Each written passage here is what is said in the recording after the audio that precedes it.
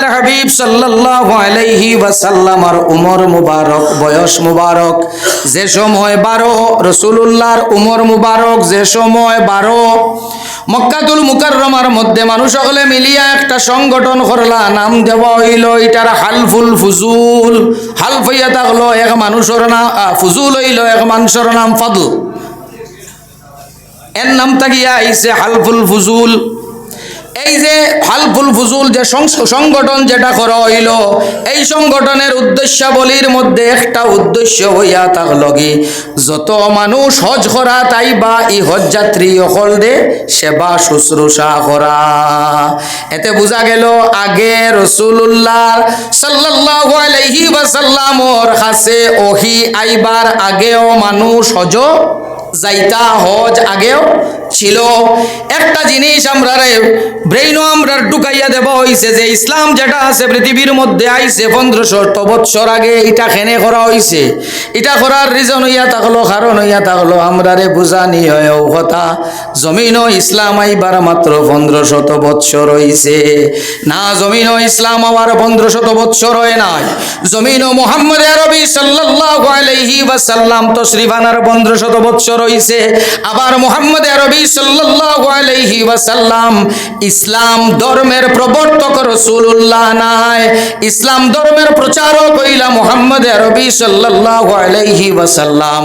কারণ হযরত আদম আলাইহিস সালাতু ওয়াস সালাম নবী, মুসলমান না মুসলমান না মুসলমান। হযরত ইব্রাহিম আলাইহিস সালাম ও মুসলমান। হেনতান থাকি মুসলমানি যেটা আইছে চলি আর মুসলমানি হেনতানোর সময় থাকি চলি আর মুকম্মল হইছে, পুরা হইছে।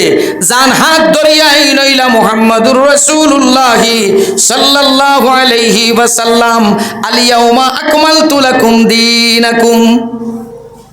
এর আগে আল্লাহর হাবিব সাল্লাল্লাহু আলাইহি ওয়াসাল্লাম ও রাশিক উম্মত হল জমিনের মধ্যে ইসলাম আসলো। জমিনের মধ্যে ইসলাম ইমাম সাহেব নয় আইমান নয়, জমিনের মধ্যে ইসলাম আগেও আসলো। আমরা রে কথা বুঝানি হয় যে ইসলাম জমিনও হওয়ার বেশি দিন হইছে না, না ইসলাম এখন তখন থাকি জমিনও আসলো, তখন থাকি ইসলাম আইছে যখন হযরতে আদম আলাইহিস সালাতু ওয়াস সালাম এই জমিন সর্বপ্রথম পদার্পণ করেন। সাল্লাল্লাহু আলাইহি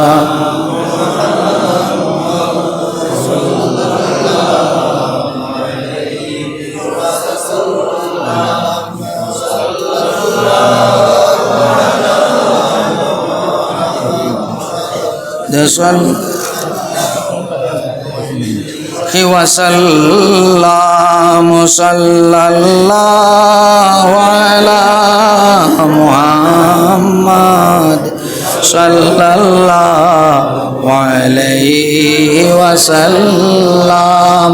উম্মতে মুহাম্মদী মুহাম্মদুর রাসূলুল্লাহ সাল্লাল্লাহু আলাইহি ওয়াসাল্লামর উম্মতর দাম আল্লাহর জাতর কাছে বাড়াইল। খেনে বলে আমরা হইলাম বালা। আজ পর্যন্ত একজন মুসলমানে কইলা না বলে আল্লাহ মানতাম না, জানে দেখি না তানে মানি না, কইসলাই কেউ কইছেন না। কিন্তু হযরতে মূসা আলাইহিস সালামর উম্মতে কইছেন যত সময় আল্লাহ নারাল্লাহু জাহরা, যত সময় আল্লাহরে দেখছি না তত সময় মানতাম নাই। আমরা মুহাম্মদ আরবি সাল্লাল্লাহু আলাইহি ওয়াসাল্লামর উম্মত হলে আল্লাহরে মানছি, মানতে মানতে ওলা মানা দিছি, না দেখিয়া আল্লাহর জাতরে সাক্ষী দিলাইছি ওয়াহদাহু লা শারীকা লাহু, আল্লাহর জাতে আল্লাহর জাতর কোনো শরীক নাই। এর লাগি মুহাম্মদ আরবি সাল্লাল্লাহু আলাইহি ওয়াসাল্লামর উম্মত হলে যত গুনাহ করুক না কেনে একবার যদি আল্লাহর জাতর কাছে খালিস দিলে মাফ চাইলাই, আল্লাহর জাতে দারে মাফ দিলাইন, আল্লাহর জাতে মাফ দিলাইন। আমরা যে অত কিচ্ছু বাদ খা জখল করি আগর নবী রাসূল হলর উম্মতে ইলাকাম করার বাদে হয়তো 2 পাহাড় দিয়া সিফা দিয়া নতুবা শিলাবৃষ্টি দিয়া আল্লাহর জাতে বিভিন্ন আযাব দিয়া ইলা বহুত কমরে আল্লাহর জাতে মারছইন। মুহাম্মদ আরবি সাল্লাল্লাহু আলাইহি ওয়াসাল্লামর কারণে আল্লাহর জাতে উম্মতে মুহাম্মদিরে মিটাইতা নাই। নতুবা আমরার যে কিরদার, আমরার যে যে অবস্থা, এই অবস্থা আসমান থাকি তো আমরা অপেক্ষা করি, আর আসমান থাকি রহমত নাজিল হইতো, আসমান থাকি আমরা সাহায্য নাজিল হইতো, শুকরিয়া আদায় করা উচিত আমরার। এই যে কিরদার, এই কিরদারর লাগে আল্লাহর যাতে আসমান থাকি আমরা উপরে আযাব নাজিল করের না, একমাত্র কারণ হইল মুহাম্মদ আরবি সাল্লাল্লাহু আলাইহি ওয়াসাল্লাম। এর লাগে উম্মতে মুহাম্মদিয়ে গুনাহ করিয়া তওবা করলে আল্লাহর যাতে তার সমস্ত গুনারে মাফ দিলাইবা। যত গুনাহ করুক না কেনে, বলে এই মানুষে আমি সুদ খাইছি, মদ খাইছি, জুয়া খেলাইছি, জিনা করছি, নমাজ পড়ছি না, রোজা রাখছি না, যত বাদ খাম আমি করি না কেনে, সমস্ত বাদ খাম আমি করছি। এই মানুষ যদি মুসলমান হয়, ইমানওয়ালা হয়, আর আল্লাহর জাতর কাছে মাফ চাইলায়, তার সমস্ত জীবনের গুনারে আল্লাহর জাতে মাফ করে দিলাইবা। ইন্নাল্লাহা ইয়াগফিরুজ যুনুবা জামিআ, সমস্ত গুনারে আল্লাহর জাতে মাফ করে দিলাইন, শুধু একটা গুনারে আল্লাহর যাতে মাফ করইন না। এই গুনাহ কোন গুনাহ? বলে এই গুনাহ হইয়া তাহলো হুকুকুল ইবাদ, বন্দার হক।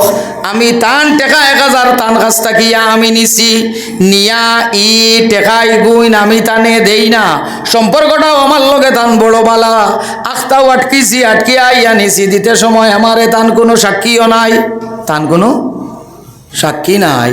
এখন বিচার আমার উপরে তাই লাগাইতে পারবানি? কিতার লাগি সাক্ষী নাই। এখন আমার কিতা করা বলে আমার করণীয় হইয়া থাকলো, আমি অসুবিধাতে ছিলাম যে সময় আমি খরচ করছি, ধার নিছি, এখন আমি কিতা করতাম বলে ঋণ যেটা আছে আমি পরিশোধ করি লইতাম। যদি একজন মানুষ অবস্থা খারাপ হওয়ার বাদেও তো আর একজনের কাছ থেকে ঋণ করি না নিবা, ঋণ করিও তো অবস্থা খারাপ হওয়ার বাদে যে সময় আমার অবস্থাটা ভালো হয়ে গেছে আমি তান ঋণ দিলাইতাম, অগুন পরিশোধ করে দিতাম। যদি আরো অবস্থা আমার খারাপ হয়ে যায়, আমি যদি যদি তানে কই আপনার কাছ থেকে আমি নিছিলাম টাকা 1000, আপনার এগুন দেওয়ার মতো ক্ষমতা আমার নাই, আমার অবস্থাটা বড় খারাপ, আমি আপনার কাছে আইছি, আমার অবস্থাটা আপনারে জানানির লাগি, লগে লগে উঠিয়া কইবা ওই আচ্ছা যেদিন পারো এদিন দিও, যেদিন পারো এদিন দিও। আর নয়তো কইবা কিতা বলে আমি আপনারে মাফ দিলাইলাম, আমি আপনারে মাফ দিলাইলাম, আর আমি নিয়া যদি মনে করি সাক্ষী নাই, বিচার করাইতে পারবান? বিচারও আমার উপরে লাগাইতে পারতা নাই, কারণ তাই যে সময় দিছই না, আমি যে সময় লইছি এই সময় কোনো সাক্ষী নাই। না সাক্ষী একজন আসইন, এর নাম হইয়া থাকলো আল্লাহ, এর নাম হইল আল্লাহ। তাই আমারে দিতে আমি লইতে সময় আল্লাহ আল্লাহ ইগনাই দেখছই। আর এমন এক বিচারক হইয়া থাক লাগি আল্লাহ যাই নিজে বিচারক, নিজে সাক্ষী, নিজে বিচারক, নিজে সাক্ষী।